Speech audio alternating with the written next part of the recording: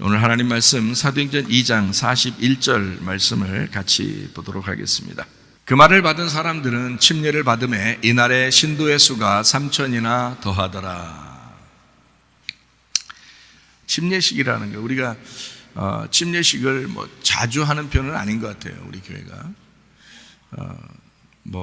의식에 불과하다 하기 때문에 자주 하는 편은 아닌데, 우리도 침례식을 하죠. 침례교회이고, 또 이제 장로교회나 다른 교회 같은 경우는 이제 세례식을 하죠. 같은 겁니다. 세례식이나 침례식이나 같은 건데요.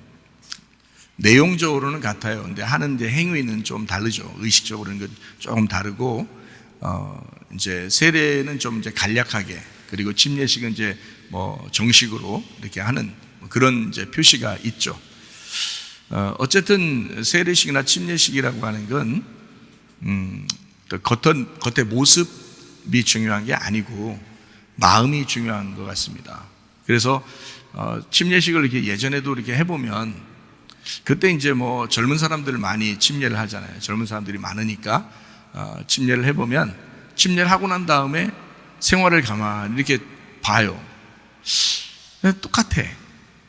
그런 사람들이 꽤 많아요. 그렇지 않은 사람들도 있지만 참 실망스럽습니다. 침례식을 하고 난 다음에 생활이 똑같은 거 보면 참 실망스러워요. 그 실망스러운 게 똑같아요. 결혼식도 똑같아요. 결혼식을 할 때는 얼마나 성대하게 합니까? 결혼식 할 때 보면 사람들 앞에서 약속하고 성대하게 하긴 하는데, 끝나고 나면은 집에서 생활하는 게 더 중요한데, 그 생활하는 그 모습 속에서 결혼식 때 그 우아했던 그 모습들이 다 사라지고, 개판 5분 전으로 이렇게 생활하는 사람들도 꽤 많죠. 그러다 보니까 그 결혼식이 왜 왔나요, 우리가? 이러면서 실망하는 경우가 참 많겠죠. 똑같아요. 침례식도 침례식 하고 난 다음에 사람들이 생활이 똑같아. 예전 생활을 버리지 못했어요. 계속 그렇게 생활해요. 그러면은 얼마나 실망스럽겠어요. 그래서 침례식을 이제 이번에 한번 또 하려고 그러는데요. 바닷가에서 하든 이제 강에서 하든 사람들이 이제 목욕통에다가 이렇게 물을 받아서 하든, 또 이제 어떤 교회들은 이제 침례탕을 이렇게 강대상 뒤쪽에다 이렇게 만들어 놓고 침례식을 하고 그러기도 하죠. 침례식 이제 어디에서 하든 상관없어요.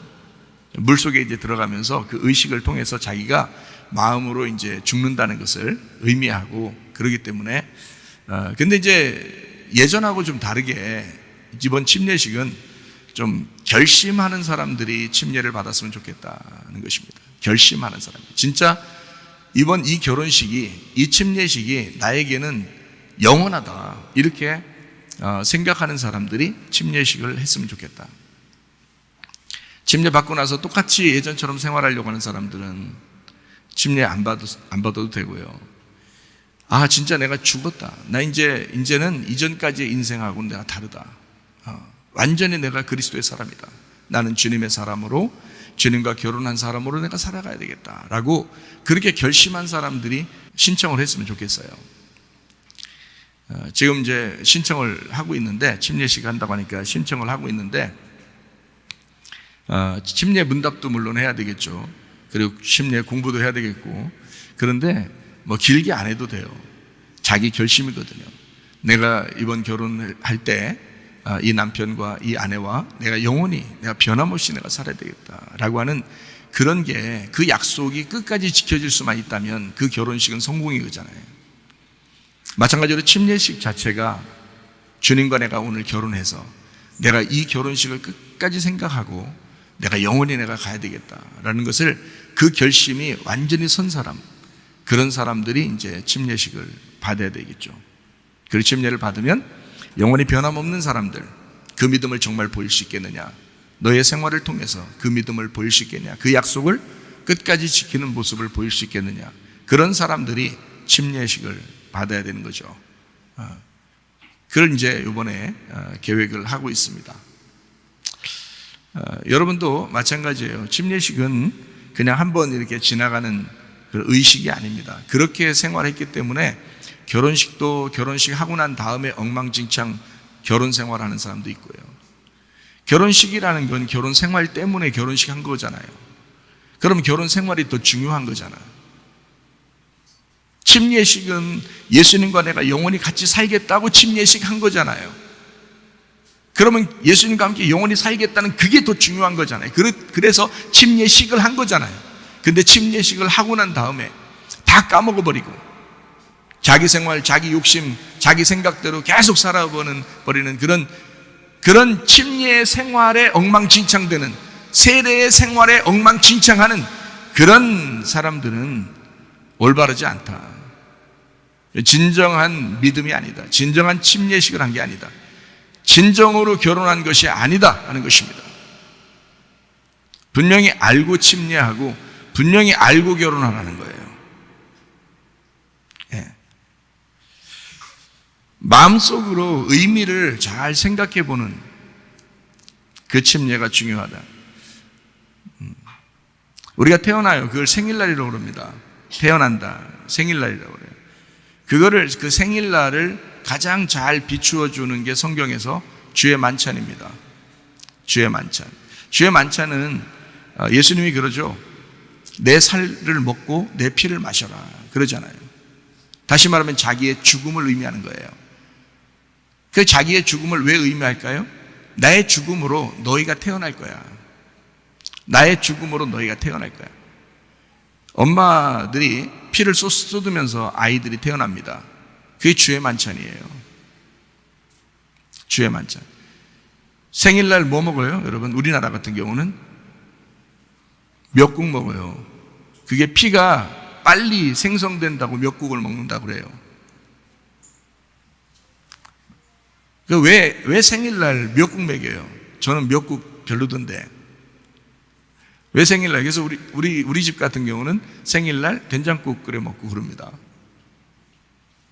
아니, 미역국이 별로인 사람도 있을 거 아니에요.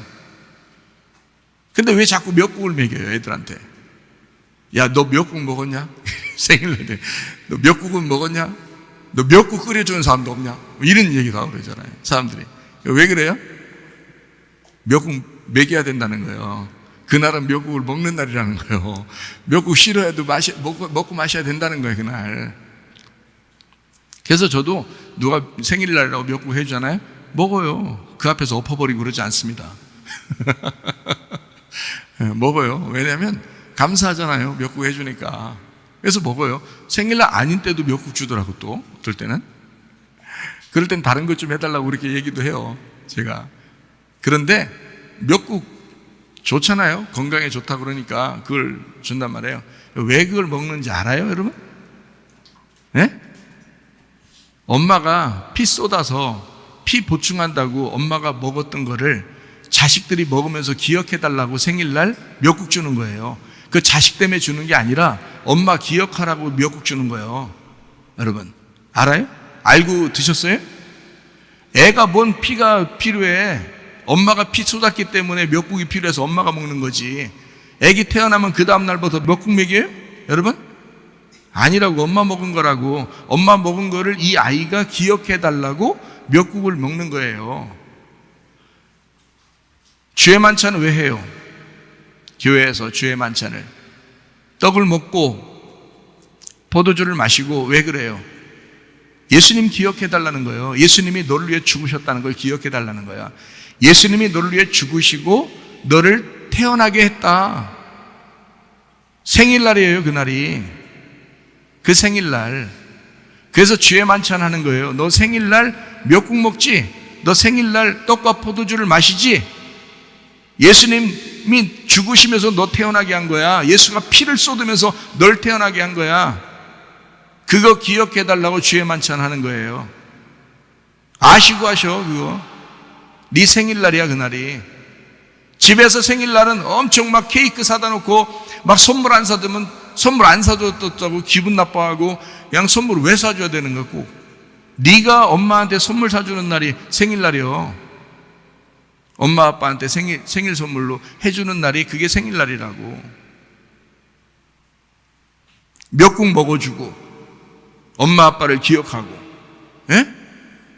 그리고 생일 선물을 해드리는 날이 생일날이지 네 생일 선물 받으려고 생일날 하는가? 아니에요. 다 거꾸로 돌아가는 거예요. 그게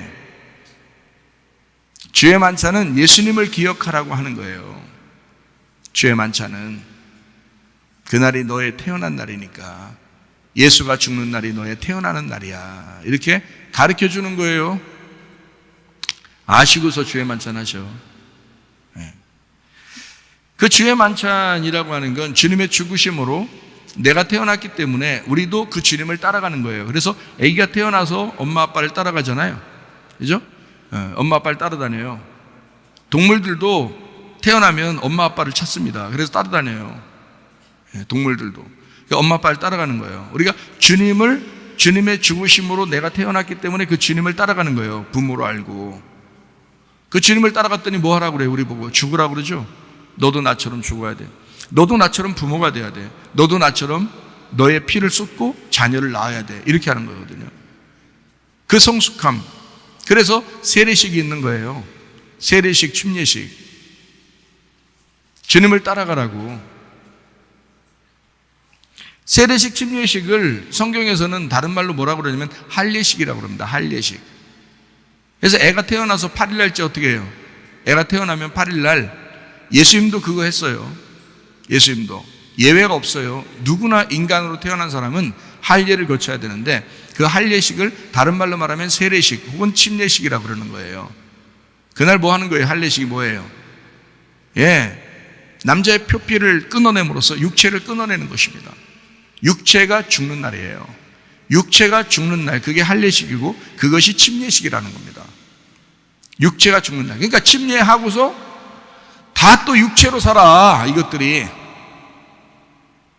그래서 목사가 실망이 이만저만이 아니에요.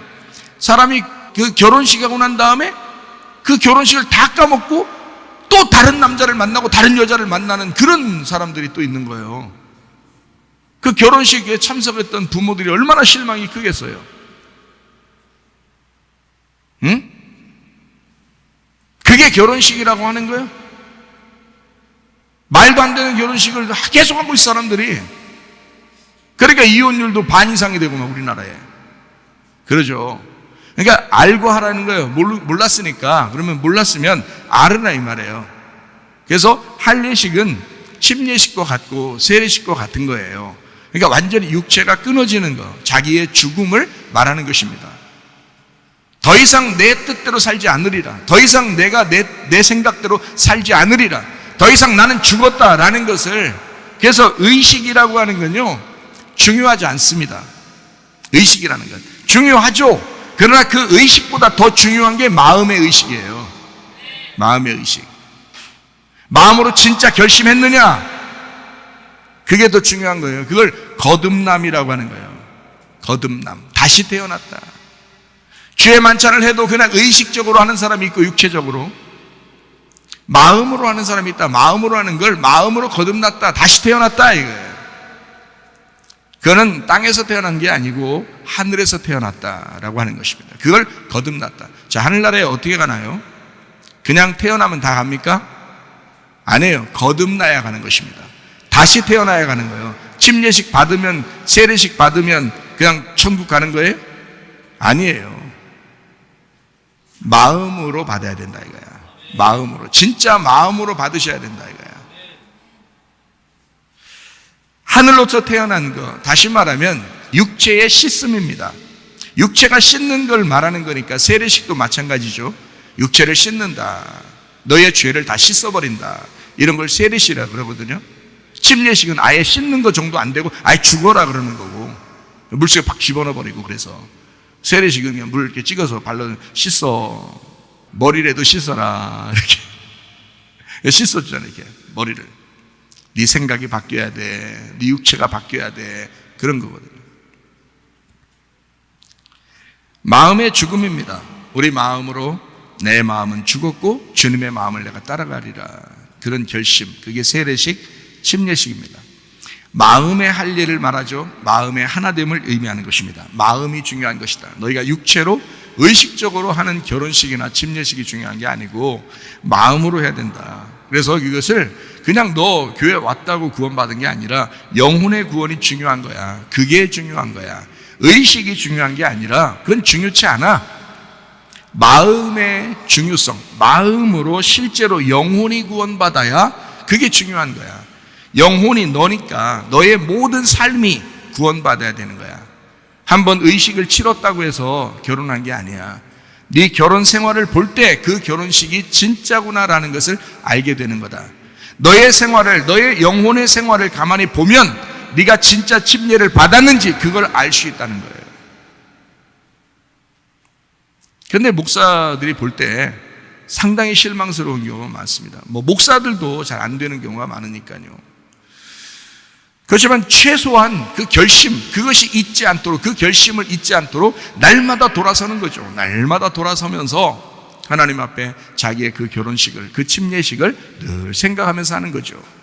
그게 회개라고 그러는 거예요. 그래서 우리는 날마다 회개하면서 살아간다, 이렇게 말하는 것입니다. 그래서 날마다 주의 만찬이 중요한 거죠. 아, 내가 태어난 거, 날마다 내가 태어나는구나 라는 것을 생각해 봐야 되는 거고요. 날마다 침례식이 중요한 것입니다. 날마다 할례식이 중요한 것이다. 내 육체를 끊어내는 것이다. 나는 죽었다. 날마다 생일이듯이 날마다 내가 결혼식 하는 것이다 라고 생각하고 부부가 산다면 얼마나 좋을까요? 생각해 보세요. 우리 오늘 결혼식이야. 그리고 살아가요. 자고 일어났더니 오늘 우리 새날을 맞이했네. 오늘 우리 결혼식이야. 얼마나 행복한 가정이 되겠어요. 우리 오늘 이혼식이야. 이상하잖아. 그런 건 안 된다는 거지. 오늘 결혼식이야. 날마다 결혼식 하는 것처럼 생활하면 얼마나 좋겠냐고요. 그죠? 그게 바로 뭐냐면 날마다 침례야. 날마다 결혼하는 거. 날마다 육신이 끊어진다. 날마다 우리 할례식 한다. 날마다 육체가 끊어지는 생활한다. 이게 중요한 것이죠. 사도행전 2장 41절의 말씀, 그 말을 받은 사람들은 뭘 했다고요? 침례를 받았다. 우리 교회는 침례라고 읽으니까 그렇죠. 또 누가 또 시비 걸면 안 되죠. 야, 세례라고 써있는데 왜 침례라고 읽으냐. 그렇게, 그럼 우리가 그러면 침례교회인데 침례라고 읽어야지. 그럼 우리가 그럼 침례교회인데 또 세례로 읽어야 자꾸? 그럼 안 되잖아요. 우리는 침례. 그래서 침례교회는 또 침례라고 쓴 성경책이 따로 나와요. 그 말을 받은 사람들은 침례를 받음에 이날의 신도의 수가 3천이나 더하더라. 이 사람들은 침례를 받고 난 다음에 진짜 성도가 된 거예요. 진짜 교인이 된 거예요. 그러니까 이 사람들 날마다 모이죠. 예. 그러니까 우리가 흩어져서 혼자 성경을 읽을 수도 있고 기도할 수도 있는데 사실 교회는 모이는 것입니다. 제1 예배당에서도 모이는 것이고 제2 예배당에서도 모이는 거예요. 모임이 있어야 이걸 교회라고 그러는 거예요. 함께 식사도 하고 함께 말씀을 나누고 그걸 가족이라 그러는 것이거든요. 가족이 혼자 있을 때 가족이에요? 그건 혼자 있는 거죠. 그건 사람이라 그러죠. 그러나 가족이 있을 때는 모였다. 이걸 가족이라 그러죠. 그래서 하나님의 가족도 마찬가지입니다. 교회로 모이는 것이거든요. 제1예배당, 제2예배당으로 자꾸 모이셔야 합니다. 그걸 교회라 그러는 거예요. 마찬가지로 이 사람들은 진짜 성도기 때문에 이 사람들은 침례를 받고 난 다음에 자기가 없어졌어요. 자기가 없어서 자기 물건까지도 네 거 내 거 없이 사는 거예요. 가족처럼. 날마다 모였어요. 같이 식사를 했어요. 같이 말씀으로 교제했어요. 자기 물건도 서로 나누었어요. 이게 초대교회라고 그러는 거예요. 근데 이거는 같이 살지 않으면 힘들어요. 지금 시대에서는 같이 살지 않으면 힘들어요. 그래서 우리 학교 같은 경우는 기숙사 생활을 같이 하니까 그 기숙사 생활하는 학생들은 옷도 서로 막 나눠서 입어요. 자기들 거 내 거야 이건 이런 게 별로 없어요. 물건들도 서로 이렇게 나눠서 쓰고 그럽니다. 그러니까 얼마나 아름다운지 몰라요. 그러니까 자기들 형제 같은 거야, 이 아이들이. 자기들이. 그래서 방학을 주면은 한 달에 한 번씩 방학 주는데 자꾸 안 가는 사람도 있고 빨리 오고 싶은 사람도 있어요. 왜냐면 어차피 식구들이니까 이것도 여기도 그렇게 사랑한다고요. 저가 만든 게 아니라 하나님이 원래 그걸 교회라고 이렇게 만들어 놓은 거거든요. 성경에. 사도행전 2장에 쭉 내용을 2장에 41절부터 내용을 쭉 47절까지 읽어보면 그렇게 돼 있어요. 그 사람들 날마다 식사하고 말씀으로 교제하고 함께 기도에 전념하고요. 서로 사랑하고 그 사람들에게 칭찬받고 물건을 서로 네 거 내 거 없이 그렇게 서로 쓰고요. 이런 생활을 했다고. 이게 진짜 교회죠, 사실은. 여러분 보고 뭐 그렇게 지금 살아라 이렇게 말하고 싶지만 그렇게 못할 거예요. 같이 사는 사람들만 그렇게 하는 거거든요. 그렇지 않은 사람들은 쉽지 않아요. 그걸 또 속으로 다행이다 이렇게 생각하면 큰일 납니다. 원래 교회는 그런 거 아니에요. 원래 교회는 함께 그렇게 해야 돼요. 성경 사도행전 2장처럼 해야 된다고. 그게 진짜 교회인데 어쩔 수 없이 지금은 자기들 욕심도 있고 자기 생활도 있고 하니까 그걸 인정해 주는 거죠. 그러면서도 좀 나눌 거 있으면, 좀 남는 게 있으면 좀 나누어라, 그렇게 얘기를 하는 거죠, 같이. 지금은. 그러나 같이 뭐 생활하는, 교회에서 같이 생활하는 사람들은 함께 나누는 게 습관돼 있죠. 그러니까 진짜 교회를 만들어 나가고 있는 거예요. 그는 여러분 축복입니다. 그렇게 우리 아이들이, 우리 교회 청년 학생들이 그렇게 살아간다는 것은 이건 축복받은 거예요. 이 시대에 이렇게 생활해 본다는 것은 축복인 거라고. 그렇다고 해서 결혼해도 똑같이 그렇게 같이 모여 살아라고 그렇게 안 합니다. 결혼하면 또 각자 자기 집이 있어요. 결혼하면 각자 집에 살지만 그렇게 생활해 봤기 때문에 자기들이 계속 같이 모여 있고 싶고 같이 놀아도 같이 놀고 먹어도 같이 먹고 싶고 그렇게 하죠. 진짜 교회처럼 생활하죠. 주님의 교회처럼 생활한단 말이에요. 자, 사도행전 2장 41절에 나와 있는 이 사람들, 자, 침례를 받았는데 어떤 사람이 침례를 받은 거예요? 어떤 사람이 침례를 받았다 이렇게 나왔잖아요. 뭐라고 돼 있어요? 예, 이 말을 받은 사람, 그 말을 받은 사람들이 침례를 받았다 그러잖아요. 그럼 그 말이 어디 있는데요? 예, 그 앞에 있겠죠, 그죠? 예, 그래서 40절을 보면 이렇게 돼 있습니다. 또 여러 말로 확증하며 권하여 이르되 너희가 이 패역한 세대에서 구원을 받으라 하니 이랬습니다. 자, 뭐라고 했다고요? 뭐라고 말했더니 침례를 받았다고요? 너희가 이 패역한 세대에서 구원을 받아야 된다라고 했더니 이 말을 받은 사람들이 침례를 받기 시작했더라 이 말이에요. 그래요, 나 이 패역한 세대에서 내가 구원받고 이 세상에서 내가 죽은 자로 살겠습니다 라고 결심한 사람들이 3,000명 그날에. 그리고 침례를 받았다. 여러분, 침례나 세례 왜 받았어요, 여러분? 세상 욕심 가지고 똑같이 살려면 왜 받았어요, 침례나 세례를? 정욕적으로 살려면 왜 받았어요, 침례를, 세례를? 주는 사람 헷갈리게. 적어도 이 사람들은 침례를 받았는데 왜 받았느냐면 하나님 말씀을 받고 나니까 이 사람이 어떤 말씀이냐면 이 패역한 세대에서 구원을 받아야 되겠구나. 내가 이 패역한 세대의 이 세대대로 그대로 내가 살아가면 안 되겠구나. 내가 이 세상에서 구원받아야 되겠구나. 내가 이 세상에서 내가 벗어나야 되겠구나. 내가 그리스도의 사람이 돼야 되겠구나. 내가 이 세상에서 죽은 자가 돼야 되겠구나 한 사람들만 사도행전 2장 41절에 침례를 받았다라고 되어 있어요. 그 사람들이 3,000명이 되었다. 여러분, 침례는 아무나 받는 건 아닙니다. 결심한 사람들이 받는 거예요. 침례나 세례를 그냥 아무렇게나 받으니까 여러분 교회 다녀도 여러분 똑같이 생활하는 거예요. 결심하고 받아야 된단 말이에요. 침례라고 하는 이 단어가 밥티조입니다. 밥티조. 그래서 베프티스트, 침례교 할 때 베프티스트 처치라고 그러는 겁니다. 베프티스트 처치. 이게 밥티조에서 나온 거예요. 이 밥티조라고 하는 게 침례입니다. 침례 밥티조라고 하는 것은 완전히 젖게 하다라는 것입니다. 어디 한 군데가 남으면 안 돼요. 완전히 젖어야 된다. 그거를 밥티조라고 합니다. 이거를 씻는다라고도 해요. 씻는데 그냥 한 군데만 잠깐 씻는다는 게 아니고 머리부터 발끝까지 다 씻어야 된다. 이거를 씻는다. 이럴 때 밥티조라고 하는 것입니다. 밥티조. 그게 세례, 침례라는 단어예요.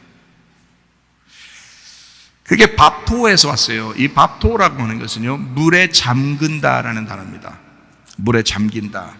그래서 침례교가 침례를 하는 것입니다. 물 속에 잠그는 거예요. 그게 뭐 바닷가든 강가든 뭐 목욕탕이든 상관없어요.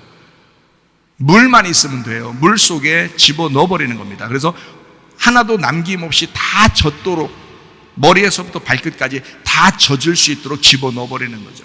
장사 지낸다 그래요. 그래서 그거를 장사 지낸다. 그거를 밥티조, 밥토라고 하는 것입니다. 물에 완전히 잠긴다. 너는 없다. 넌 죽었다. 이 말이에요. 그래서 침례를 줄 때 우리는 이제 이렇게 침례를 주죠. 침례하면서 예수 그리스도와 함께 죽습니다 하면서 물속에 집어넣어요. 그리고 물에서 끄집어낼 때 예수 그리스도와 함께 부활합니다 하면서 끄집어냅니다.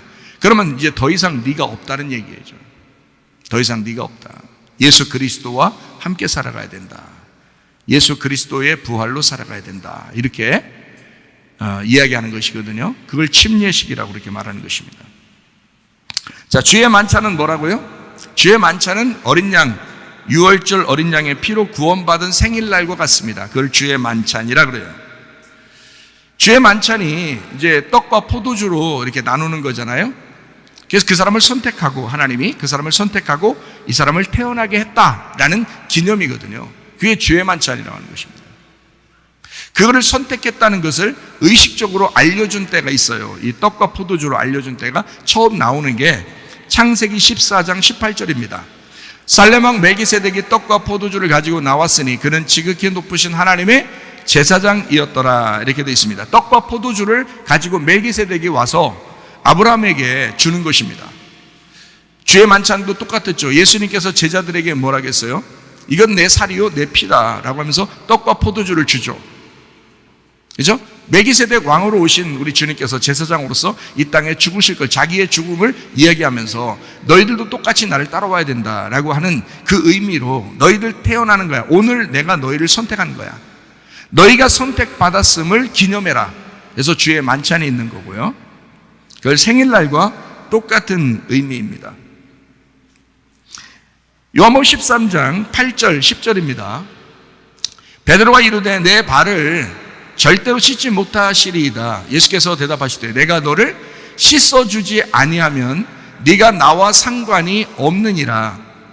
예수께서 이르시되 이미 목욕한 자는 발밖에 씻을 필요가 없느니라. 온몸이 깨끗하니라. 너희가 깨끗하나 다는 아니니라 하시니. 이렇게 했습니다. 그러니까 목욕이라는 말이 나오고 손과 발을 씻는다는 말이 나오잖아요. 씻는다는 것은 세례를 의미하고 목욕하는 것은 침례를 의미합니다.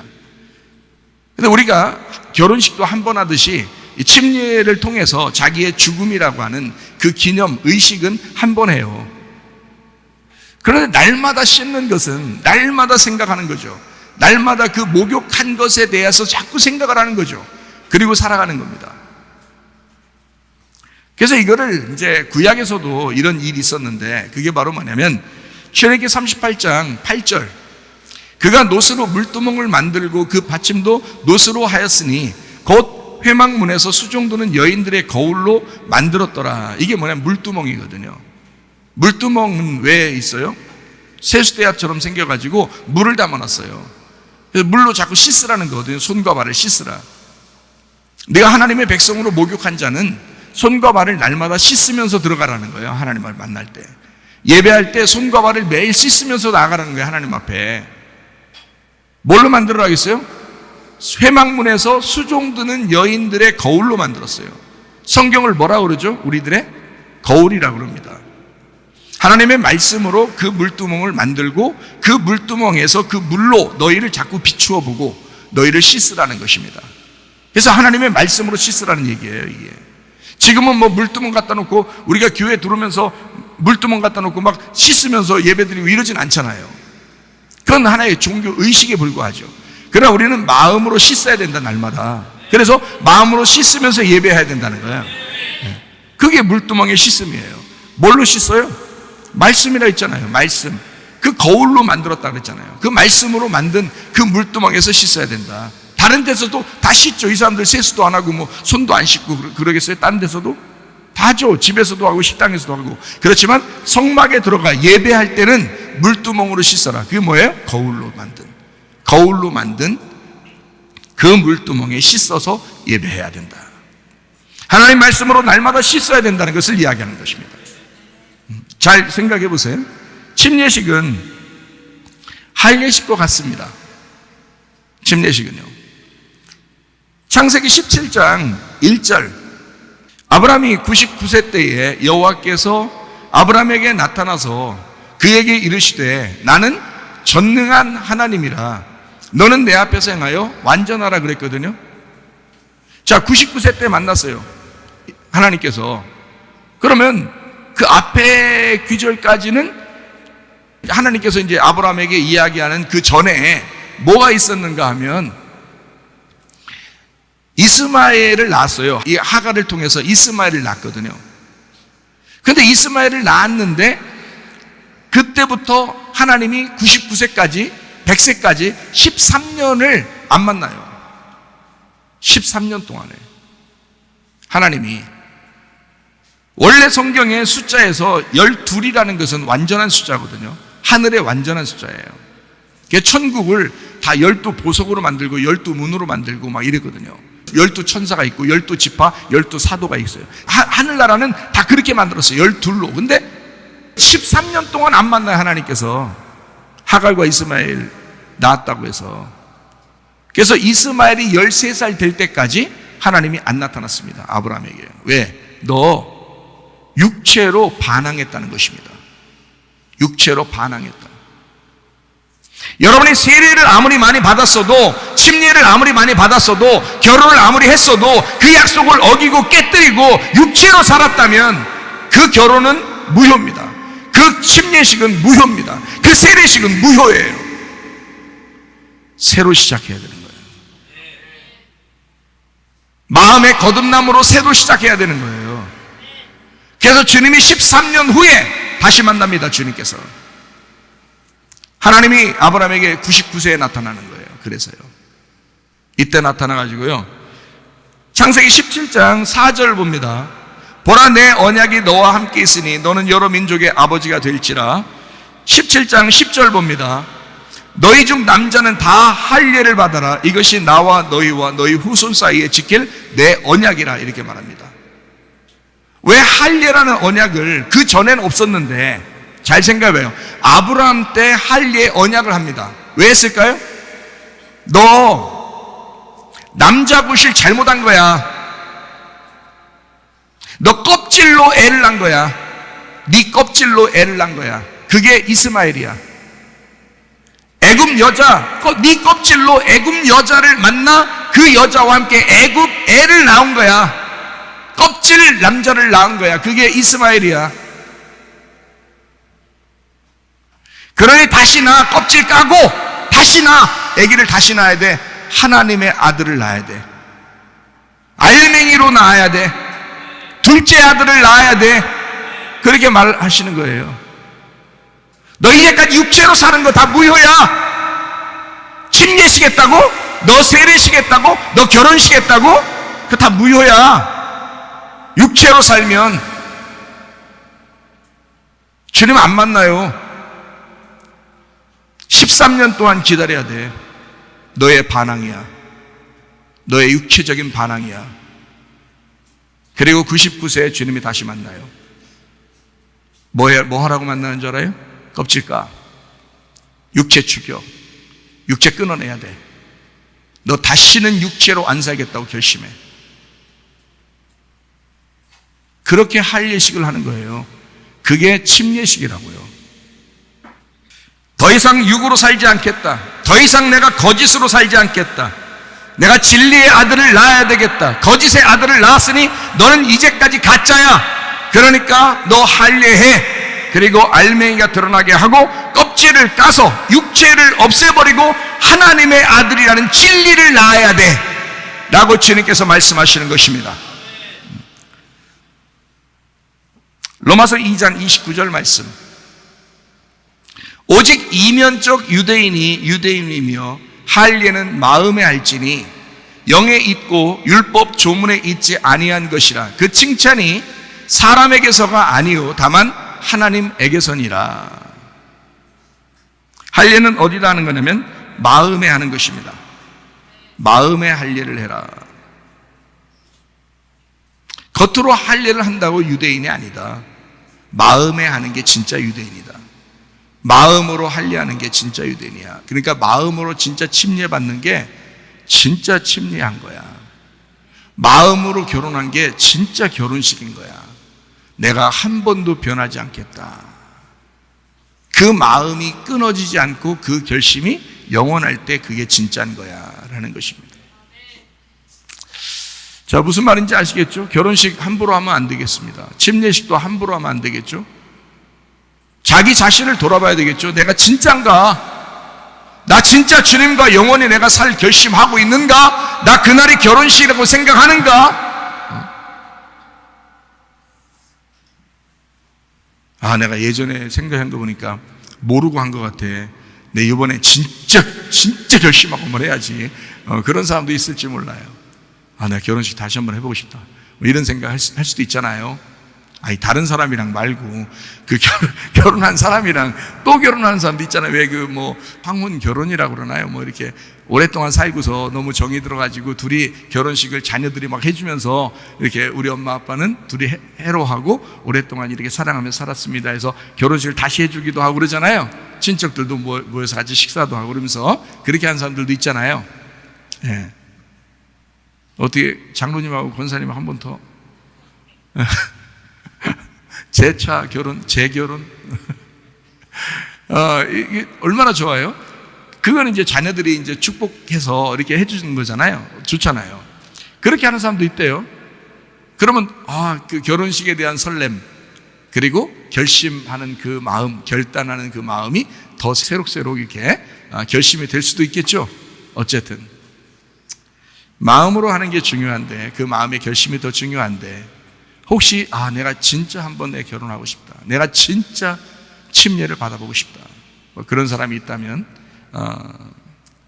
저랑 상의해보면 알겠죠. 갈라디아서 6장 15절 말씀, 할례나 무할례가 아무것도 아니다. 오직 새로 지으심을 받는 것만이 중요하니라. 오직 새로 지으심을 받는 게 중요하다. 너 새로 건축되었느냐? 너 마음으로 진짜 새로 건축되었느냐? 너 마음으로 진짜 결혼했느냐? 너 마음으로 진짜 침례했느냐? 그게 더 중요하다. 이것이 이야기하는 거죠. 자, 빌립보 3장 3절 말씀입니다. 하나님의 성령으로 봉사하며 그리스도 예수로 자랑하고 육체를 신뢰하지 아니하는 우리가 곧 할례파라. 할례파는 뭐라고 그러니까? 할례한 거, 진짜 껍질이 벗겨지고 진짜 알맹이로 사는, 진리로 사는 사람들, 이걸 뭐라고 그런다고요? 성령으로 봉사한다. 그리스도 예수로 자랑한다. 육체를 신뢰하지 않는다. 이게 할례라는 겁니다. 여러분 할례했습니까? 여러분 침례 받았습니까? 여러분 결혼했습니까? 주님과? 어떤 사람이 돼야 돼요? 성령으로 봉사하며 그리스도 예수로 자랑하고 육체를 신뢰하지 않는다. 이제 더 이상 육체로 살지 않는다 이 말입니다. 골로새서 2장 11절 12절 말씀이요. 또 그 안에서 너희가 손으로 하지 아니한 할례를 받았으니 곧 육의 몸을 벗는 것이요 그리스도의 할례니라. 너희가 침례로 그리스도와 함께 장사되고 또 죽은 자들 가운데서 그를 일으키신 하나님의 역사를 믿음으로 말미암아 그 안에서 함께 일으키심을 받았다. 이것이 할례요 침례다. 그러니까 너희가 사는 게 아니다. 더 이상 육의 몸을 완전히 벗어버리고 그리스도와 함께 사는 것이다. 이거를 침례 곧 할례라 이렇게 말하는 것입니다. 예수님의 침례는 나의 침례가 되어야 합니다. 예수님의 침례는 예수님의 침례로 끝나는 것이 아니라 나의 침례가 되어야 돼요.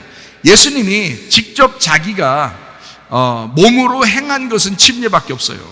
이 땅에서 몸으로 자기가 직접 사람들에게 보여주고 직접 행한 것은 침례밖에 없어요. 그게 마태복음 3장입니다. 마태복음 3장 14절부터 17절까지 말씀이거든요.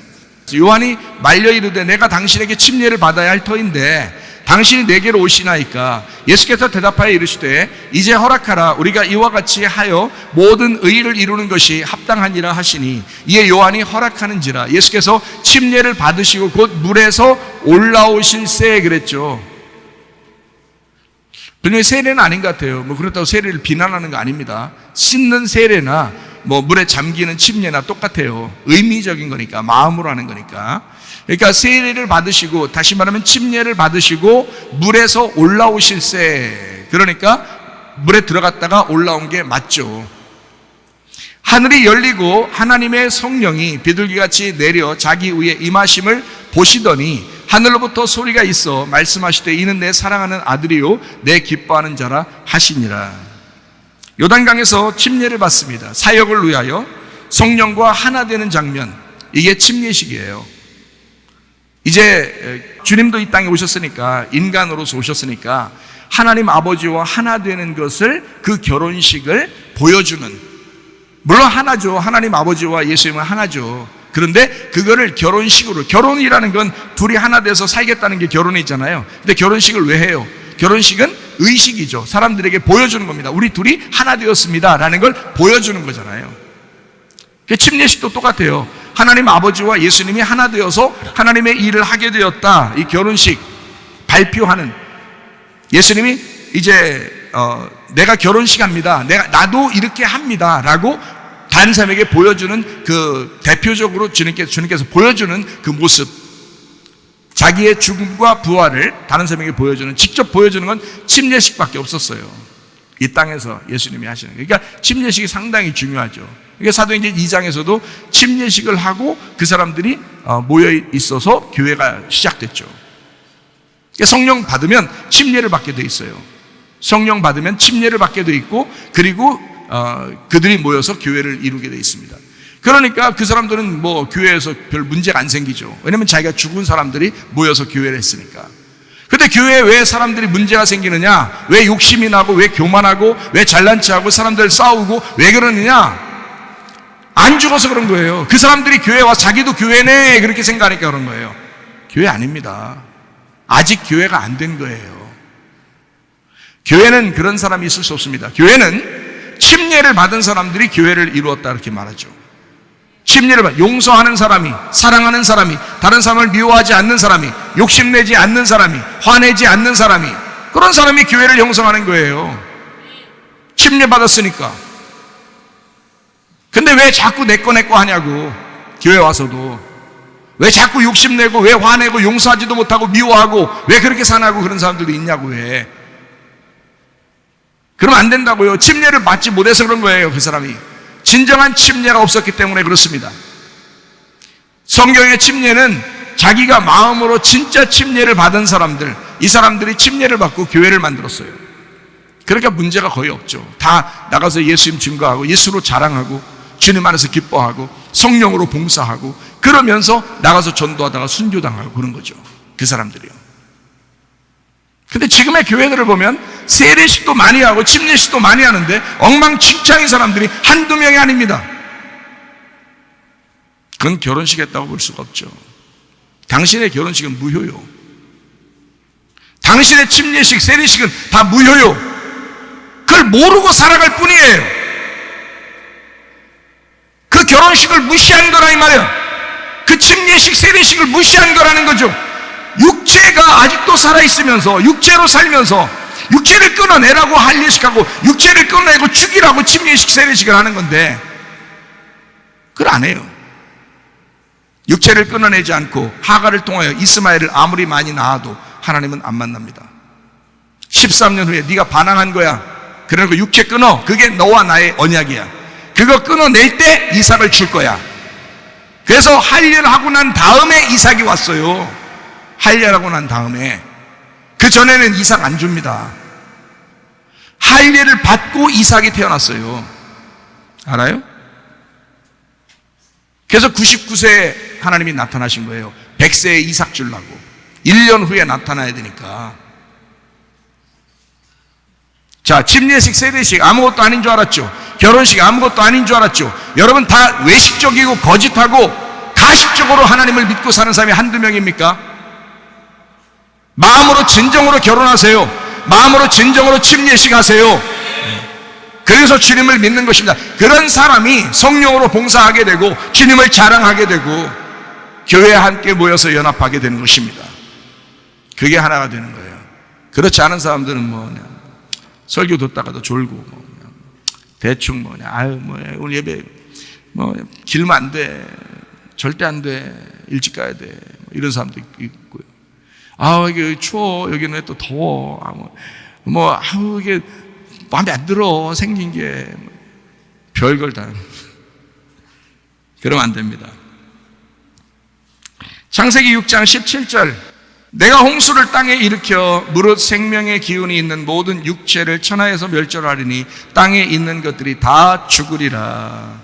노아 홍수 침례거든요. 노아 홍수 침례. 땅에 있는 것들을 다 멸절시키리라. 그게 침례예요. 땅에 있는 거 다 죽이려고 노아 홍수가 있었던 거예요. 그거를 침례라고 합니다. 창세기 7장 22절 말씀. 육지에 있어 그 코에 생명의 기운에 숨이 있는 것은 다 죽었더라. 땅의 호흡이 멈춘 상태. 땅에서 숨 쉬는 게 멈추는 상태. 그거를 침례식이라 그렇게 말하는 거예요. 결혼식이라고 하고요. 왜요? 결혼식은 무덤이니까, 죽는 거니까, 죽으려고 결혼하는 거니까. 침례식도 마찬가지예요. 노아 홍수도 마찬가지예요. 땅에 있는 걸 멸절시키고 땅에서 호흡하는 것을 다 멈추게 하려고. 그래서 남자가 여자랑 결혼하잖아요. 남자가 여자랑 결혼하잖아요. 그럼 남자가 여자한테 죽는 것입니다. 자기를 다 내주는 거예요. 왠 줄 알아요? 여자가 무덤이었으니까. 그 여자라는 무덤 안에 남편이 죽으려고 하는 것입니다. 그래서 한 남편에게 시집 온 그 여자는 무덤이 되는 거예요. 그래서 그 남자를 죽이는 것입니다. 그 무덤 안에 파묻어 놓는 거예요.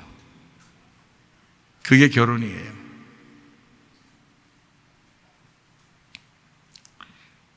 땅의 호흡이 멈추면 침례식을 한 거다. 땅에 있는 것이 멸절되면 그게 결혼식이다. 침례의 의미를 정확하게 알고 하셔야 된다. 그 아내의 무덤 안에 내가 죽는 것이다. 주님도 이 땅에 오셔서 이 땅이라는 안에 죽는 겁니다. 들어가서. 그래서 무덤 안에 갇히는 거예요.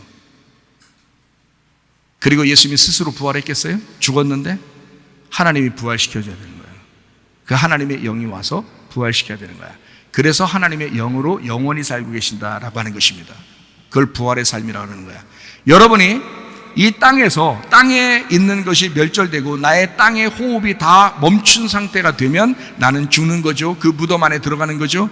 그러면 내가 살아요? 누가 살려줘요? 하나님의 영이, 그 예수님이 날 살려주시는 거야. 그래서 더 이상 내가 아니고 예수님이 살아가는 거야. 그걸 교회라 그러는 거예요. 교회 와서 그냥 자기 좀 알아달라고 막 떼쓰고 그러지 마요. 그거 표신하니까 괜히. 침례 안 받은 거, 세례 안 받은 거, 주님과 결혼 안 한 거 표시나 괜히. 그러니까 그런 짓 하지 마. 우리 교회는 특히 그런 짓 하면 안 돼요. 출애굽기 14장 21절. 모세가 바다 위로 손을 내밀매 여호와께서 큰 동풍이 밤새도록 바닷물을 물러가게 하시니 물이 갈라져 바다가 마른 땅이 된지라. 홍해바다 건너는 침례입니다. 그 바다를 건너가야 광야로 들어가요. 그리고 광야에서 또 요단강을 건너가야 가나안 땅으로 들어가게 되는 거예요. 왜 하나님이 그렇게 만들었을까요? 침례예요. 침례받지 못한 사람은 하나님의 백성이 될 수가 없다는 걸 얘기하는 겁니다. 그래서 말씀을 패역한 세대에서 구원받으려고 말씀을 받은 사람들이 침례를 받으니까 신자가 3,000명이 되었다, 이렇게 말한 것입니다. 침례 안 받은 사람은 교인이 아닌 거예요. 근데 침례 받고 엉뚱한 짓 하면 그 사람도 교인이 아닌 것입니다. 침례는 한 번 이루어져야 하고 그 침례식을 통해서 결혼이 온전해져야 된다는 거예요. 예수님과의 그 하나됨이 거룩해야 되고 온전해져야 된다는 거예요. 그렇지 않고 막 생활하는 사람들 안 돼요, 그거. 그래서 내가 이번에 한번 결심 좀 해야 되겠다네. 진짜 이번에 진짜 결혼 한번 해봐야 되겠다 알고서 우리 교회 복음의 말씀을 많이 들었으니까 내가 이제 진짜 내가 한번 평생을 내가 주님과 결혼해서 내가 살아야 되겠다. 이건 결심하는 사람들은 신청하시라고요. 출애굽기 14장 22절 말씀, 이스라엘 자손이 바다 가운데를 육지로 걸어가고 물은 그들의 좌우에 벽이 되었다. 옆으로 이렇게 딱 섰다는 얘기예요. 그가 물 안에 들어갔다는 얘기예요. 그죠? 그러니까 죽음을 얘기하는 거야. 물 속에 들어가 죽음을 얘기하는 거야. 28절, 물이 다시 흘러 병거들과 기병들을 덮되 그들의 뒤를 따라 바다에 들어간 바로의 군대를 다 덮으니 하나도 남지 아니하였더라. 우리를 추격하여 오는 바로의 군대, 육체입니다. 애굽의 사람들이죠. 육체. 우리 속에도 육체가 있어요, 없어요? 있어요. 그 육체가 나를 계속 쫓아다닌다고. 근데 그 쫓아다니는 그 육체는 어떻게 된다고? 물이 완전히 덮어서 죽여버려야 된다고. 이해가 돼요? 그렇게 했잖아요. 여기 죽였잖아요. 그걸 침례라고 그러는 거라고요. 29절, 그러나 이스라엘 자손은 바다 가운데를 육지로 행하였고 물이 좌우에 벽이 되었더라. 30절, 그날에 여호와께서 이같이 이스라엘을 애굽 사람의 손에서 구원하심에, 그러니까 다시 말하면 패역한 세대에서, 패역한 애굽에서 구원하셨다 그 말이죠. 그죠? 패역한 세대에서 구원을 받기 위해서 그 사람들이 침례를 받은 거잖아요. 사도행전 2장에 오순절 성령 충만 받은 사람들이, 그죠? 네. 패역한 세대에서 구원받으려고, 그래서 더 이상 내가 패역한 세대에서 살지 않으리라고 결심한 사람이 침례를 받은 거라고요. 애굽에서 탈출한 사람들이, 하나님께서 이 사람들을 이끌어낸 것은, 홍해바다를 일부러 건너게 하는 것은 애굽 사람의 손에서 구원하려고 한 것입니다. 다시 말하면 더 이상 애굽의 습관대로 살지 않게 하려고, 더 이상 애굽의 문화대로 살지 않게 하려고 이 사람들을 구원하신 것이다. 이스라엘이 바닷가에서 애굽 사람들이 죽어 있는 것을 보았더라. 뭐예요? 노아 시대 때도 똑같죠. 호흡 있는 자들 다 죽었더라 그랬죠. 땅의 호흡은 다 죽어야 되니까 그걸 침례라 그런다고요. 여러분, 땅에 숨을 쉬면 안 된다 이 말이에요. 우리는 예수님 믿는 사람들은 하늘에 숨을 쉬고 살아가야 되는 것입니다. 그걸 예수 믿는다고 하는 거예요. 자, 더 이상 애굽의 삶으로 내가 살지 않겠다. 더 이상 내가 애굽의 숨을 쉬지 않겠다. 광야의 하나님을 내가 신뢰하겠다. 오직 그 하나님과만 내가 살아야 되겠다. 결혼식. 한 남편에게 내가 시집온 아내로서 무덤이 되어 영원히 내가 이 안에서 내가 살아야 되겠다. 나 죽었다고 살겠다. 부활할 때까지 그렇게 살겠다. 침례의 의미입니다.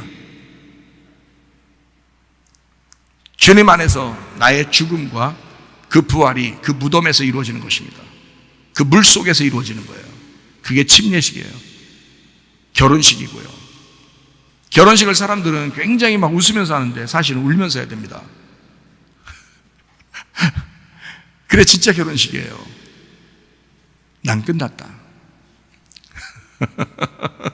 그래야 진짜 결혼 잘한 거예요. 베드로전서 3장 20절 21절, 그들은 전에 노아의 날 방주를 준비할 동안 하나님이 오래 참고 기다리실 때 복종하지 아니하던 자들이다. 방주에서 물로 말미암아 구원을 얻은 자가 몇 명뿐이에요? 겨우 8명이에요. 물은 예수 그리스도께서 부활하심으로 말미암아 이제 너희를 구원하는 편이 곧 뭐라고요? 침례라. 노아 홍수 역시 뭐라고 했다고요? 곧 물로 죽이려고 했던 침례였다, 이렇게 말하잖아요. 베드로는 구약 성경을 보면서 이걸 깨달은 것입니다. 그럼 여러분과 제가 베드로처럼 똑같이 깨달으면 베드로와 똑같네, 그죠? 베드로와 예수님은 아니란 말이에요. 예수님의 말씀을 해석하고 분석하고 그거를 영적으로 깨달은 사람이죠, 베드로도. 그래서 베드로가 똑같이 얘기하는 거예요. 우리도 똑같이 지금 얘기하고 있잖아요. 우리 교회도. 그러면 우리가 베드로의 이야기를 지금 듣고 있는 거라고. 지금 그 말씀을 듣고 있는 거라고요. 노아 홍수가 침례식과 다른 게 아니에요. 노아 홍수는 침례식과 동일한 것입니다. 육체의 더러운 것을 어떻게 한다고요? 제하여 버리기 아니요, 하나님을 향한 선한 양심의 간군이라, 이렇게 되어 있습니다. 왜 이런 식으로 써놨냐면 죽음을 의미하지만 더 나아가서 부활을 의미하는 것이다 라고 하는 것을 강조하기 위해서입니다. 너희가 죽어서 사는 것 얼마나 율법적이겠어. 참으려고 하니까. 그거 아니지? 선한 양심을 따라 하나님을 향해서 나가는 거야. 이건 부활의 삶이야. 침례식이라는 거 무서워하지 마. 이게 부활의 삶이기 때문에 그런 거야. 주님 따라가기만 하면 돼. 주님 따라가기만 하면. 침례는 악한 양심이 죽어버리고 선한 양심이 간구하는 것을 침례라 그러는 것입니다. 악한 양심으로 죽어버리고 선한 양심으로 살아가려고 하는 거, 이거를 침례식이라고 그래요. 이거는 자연스러운 삶의 태도가 되어야 하는 것입니다. 이것은요. 그래서 선한 양심이라고 그러는 거예요. 너 양심적으로 살아. 그렇게 되는 거죠. 왜냐면 이건 양심적으로 사는 거니까 자연스럽죠. 이게 삶의 태도니까요. 세상 남편과 살던 나의 태도가 변해서 세상 남편과 살던 나의 태도가 죽어버리고 예수 그리스도와 하나 된 결혼 생활의 그 자연스러움, 이 세상에서 남편과 사는 그 자연스러움보다 더 자연스러운 예수 그리스도 남편과 함께 사는 그 선한 양심, 그 양심으로 살아가는 그 삶의 자연스러움이 침례식을 통해서 있어야 된다, 그 말입니다. 그게 진정한 침례의 의미다 하는 거예요. 놀랍죠? 침례식 대단합니다. 그래서 이런 침례를 모르고 살던 사람이 옛날에 이런 일이 있었어요. 요즘에는 뭐 그런 사람 많지 않습니다. 옛날에 재침례파라는 사람들이 있었습니다. 재침례파. 그게 침례교의 어떤 뿌리가 되는데요. 우리 침례교의 뿌리가 돼요. 옛날에는 막 천주교가 기독교를 막 못 살게 굴던 때가 있었죠. 근데 그 천주교가 나라 전체적으로 다 애들 때부터 다 세례를 받아요. 유아 세례라 그러죠. 그래서 세례를 다 받겠어요. 뭐 알지도 못하는데, 뭐 선한 양심이 뭔지도 모르는데, 주님 어떻게 따라가는지, 자기가 어떻게 죽어야 되는지 이런 것도 모르는데 그냥 성경에 나와 있는 대로가 아니라 그냥 아기 때부터 그냥 다 그냥 줘버리는 거예요. 너희는 천주교인이다 이렇게 하려고, 그걸 다 나라적으로 이걸 이제 통치하려고 다 줘버렸거든요. 아기 때부터. 그걸 이제 유아 세례라 그러거든요. 그걸 지금도 이제 따라서 이제 하는 이제 교단들도 꽤 있죠. 그건 이제 뭐 부모의 어떤 믿음이니까, 아이를 하나님 앞에 바친다는 어떤 의미니까 뭐 좋다 해요. 뭐 그렇게 뭐 어떤 의식으로, 교회의 어떤 행사로 그렇게 할 수도 있어요. 뭐 나쁘다고 얘기하는 건 아닙니다. 근데 옛날엔 천주교가 그런 일을 했어요. 그러니까 그게 이제 진짜가 아니라는 걸 깨달았어요. 믿음으로 사는 사람들이 이제 그 진짜가 아니라는 것을 깨닫고, 이 사람들이 아니다, 우리가 뭔가 착각하고 세례식을 하고 사람들 그 천주교에서 주는 그 세례를 무조건 받았다, 우리 믿음으로 받은 게 아니었다. 그래서 이 사람들이 모여서 믿음으로 형성된 교회가 생겼는데, 그 사람들이 재침례파, 다시 침례를 받자, 우리가 다시 침례를 받자 해서 재침례 교도, 그래서 아나바프티스트라고 합니다. 아나바프티스트, 바프티스트를 다시 하자, 아나하자, 다시 하자. 그래서 거듭 태어난 것처럼 거듭 결혼하듯이 거듭 침례를 하자. 그래서 우리는 세례를 받았던 사람들이 모여서 다시 침례를 받으면서 우리가 진정한 믿음의 결심을 하자 한 사람들이 있었는데, 그게 바로 아나바프티스트입니다. 이게 침례교회 역사의 뿌리입니다. 침례교회. 그래서 침례교회 원래 교리가요, 죽으나 사나 침례를 주는 것입니다. 그래서 그런 거예요. 뭐 이렇게 뭐 다른 사람들하고 다투려고 침례를 주는 게 아니고, 이런 뿌리가 있기 때문에 그렇습니다. 그렇게 침례를 다시 주는 사람들을 천주교 교황이 명령해서 그 사람들, 다시 침례 주는 사람들만 잡아다가 다 죽였습니다. 그때 순교한 숫자가 어마어마합니다. 그래서 침례교는 순교의 바탕을 둔 믿음, 다시 침례를 받는다고 순교를 당한 그 피의 그 기초 위에 세워진 것이 우리 침례교회예요. 그래서 굉장히 자부심이 있죠, 침례교회는. 그런 자부심을 가지고 침례교회를 하고 있습니다, 사람들이요. 침례교회. 침례교 목사님들한테 물어보시면 압니다. 그래서 아나바프티스트라고 그래요. 다시 침례받는 사람들. 거듭 침례라고 그래요. 재침례라고 합니다. 진짜 마음으로 침례받는, 하늘에서 침례받는, 그러니까 땅의 침례가 아니라 하늘의 침례를 받는 자들, 아나바프티스트. 이렇게 그들을 불렀습니다. 그 당시에는 그들을 이제 핍박하기 위해서 다른 언어로 이제 저 재침례 교도들이야, 재침례 교도들이 하면서 잡아다 죽였습니다. 그렇지만 실제로 나중에 후대의 사람들이 그걸 연구해 보니까 그 재침례 교도들만큼 믿음이 확실한 사람들이 없었다라고 이제 밝혀진 거죠. 침례라 세례의 의미를 알지 못하고 의식을 행한 사람들은 재침례파가 되어야 마땅한 것입니다. 날마다 결혼식 때의 결심과 그 약속으로 살아가야 하듯이 침례식이라고 하는 것은 그 결심이에요. 마음으로 믿음으로 하나님 앞에 결심하는 것입니다. 침례식도 할례도 결혼식도 딱 한 번만 합니다. 이 세상에서요. 침례를 받은 사람이, 할례를 받은 사람이, 결혼한 사람이 계속 그때를 기억해서 살아가는 거, 이게 중요한 거죠. 한 번 결혼했으면 그 결혼식을 늘 생각하며 사는 사람과 그걸 잊어버리고 사는 사람은 다르겠죠. 침례식을 한 번 하지만 그 침례식을 통하여 내 삶이 바뀌어야 되는 거죠. 자기의 삶이 침례의 삶을 살아야 되죠. 그게 성경에 뭐라고 나왔어요? 너의 육체를 끊어버리고 너의 육체적으로 죽어버리고 이 땅의 호흡은 멸절되고 하나님의 호흡으로 호흡하고 선한 양심을 따라 하나님을 따라가는 자가 되어야 된다 하는 게 침례인 것입니다.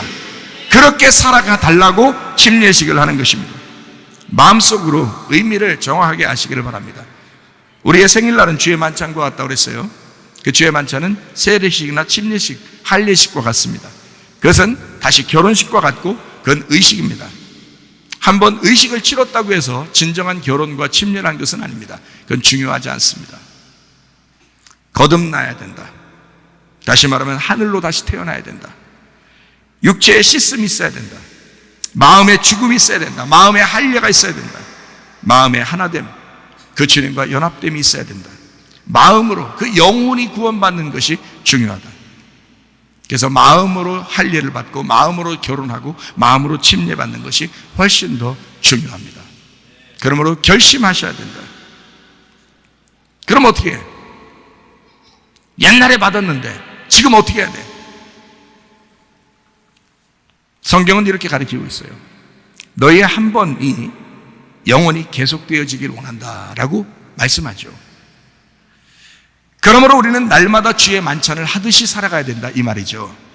날마다 내가 왜 어떻게 태어났는지, 내가 어디로 가는지, 내가 지금 왜 살고 있는지를 날마다 점검해 보면서 우리 부모가 나를 태어나게 한 이유가 뭔가, 나는 무슨 목적으로 살아가야 되나 라고 생각해 보는 거죠. 그게 주의 만찬이죠. 예수님께서 피를 흘려가면서 나를 태어나게 한 것은 어떤 목적이 있을 거야. 내가 태어난 이유가 있을 거야. 그것을 날마다 기억하는 날이 생일날이에요. 그거를 생일날이라. 날마다 주의 만찬을 통해서 날마다 나는 다시 태어나는 것을 기억하는 것입니다.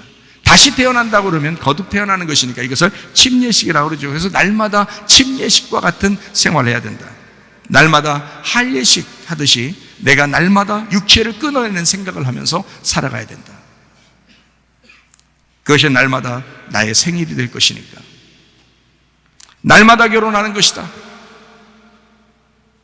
내가 결혼한 그 예수님과 함께 날마다 결혼하는 마음을 가지고 생활하는 것이다. 날마다 육신을 끊어서 내가 생활하는 것이다. 내가 육신을 끊고 마음으로 하나님 앞에 사는 것이 중요한 것이구나 라는 것을 날마다 생각하고 사는 것이다. 그러니 여러분과 저는 침례식이 꼭 필요하죠. 결혼식이 꼭 필요하듯이 침례식이 꼭 필요하죠. 왜냐하면 그날 결심하는 날이니까, 그날 결단하는 날이니까, 서약하는 날이니까, 거룩한 서약을 하는 날이니까, 그게 침례식이니까 내가 영원히 변함없이 한 번도 내가 믿음을 떨어뜨리지 아니하고 끝까지 주님과 그 약속을 지킬 수 있겠나, 그 결단하는 날이니까, 그 날이 내 육신대로 살지 아니하고 내가 영적으로 사는, 그렇게 결심하는 날이니까 굉장히 중요한 거죠. 고린도전서 15장 31절 읽고 마치도록 하겠습니다. 형제들아, 내가 그리스도 예수 우리 주 안에서 가진 바 너희에 대한 나의 자랑을 두고 단언하느니 나는 날마다 죽노라, 날마다 침례하노라, 날마다 육신을 끊어내노라, 내가 날마다 영적으로 살아가노라. 나는 선한 양심을 따라 날마다 침례 안에서 살아가노라. 여러분의 믿음이 되시기를 바랍니다. 선한 능력으로 일어서리 주만 의지하리 믿음으로 우리 고대 안에 주 오실 그날 영광의 새날을 맞이하리. 우리 한번 기도하겠습니다. 나는 진정으로 침례받고 사는 사람인가? 나는 주님과 결혼한 사실이 있는가? 그 마음으로 주님과 하나 된 적이 있었는가? 내가 그렇게 변함없이 주 앞에 결심하며 결단하며 살아가고 있는가? 우리 하나님, 내가 그런 사람 되게 하옵소서. 선한 양심으로 주님을 따라가는 자 되게 하옵소서. 기도합니다. 우리 하나님 아버지의 사랑과 은혜를 감사를 드립니다.